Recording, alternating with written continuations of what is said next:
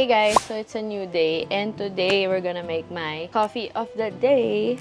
So let's start. So ang coffee ko is still the Sultan Kudarat. Napaubos na. Kailangan ko nang bumili ng bago. So mag-measure lang tayo ng 18 grams.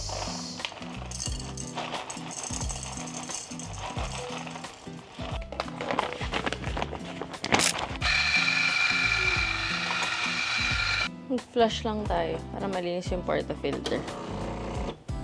Ayusin na natin yung pack.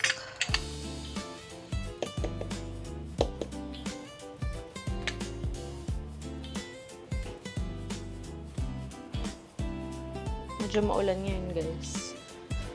This morning is rainy.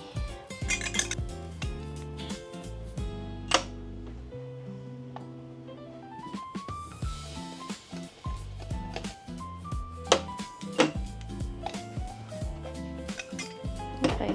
And then, lalagyan na natin yung pack screen.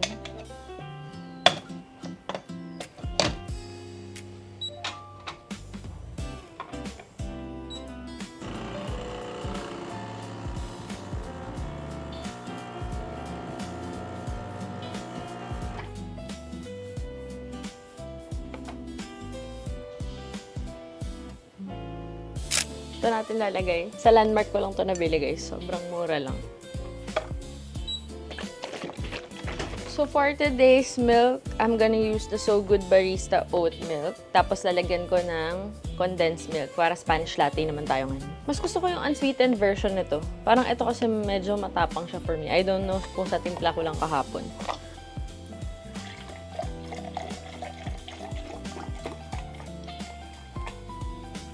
Lagyan natin ng condensed milk. Mga nasa 20 siguro. 20 ml.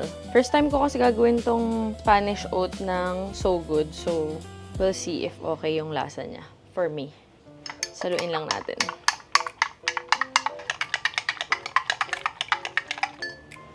And then, let's put some ice.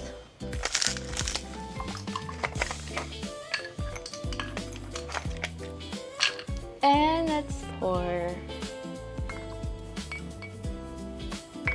Ooh. And ang straw ko, na galing kay Yui. Let's try.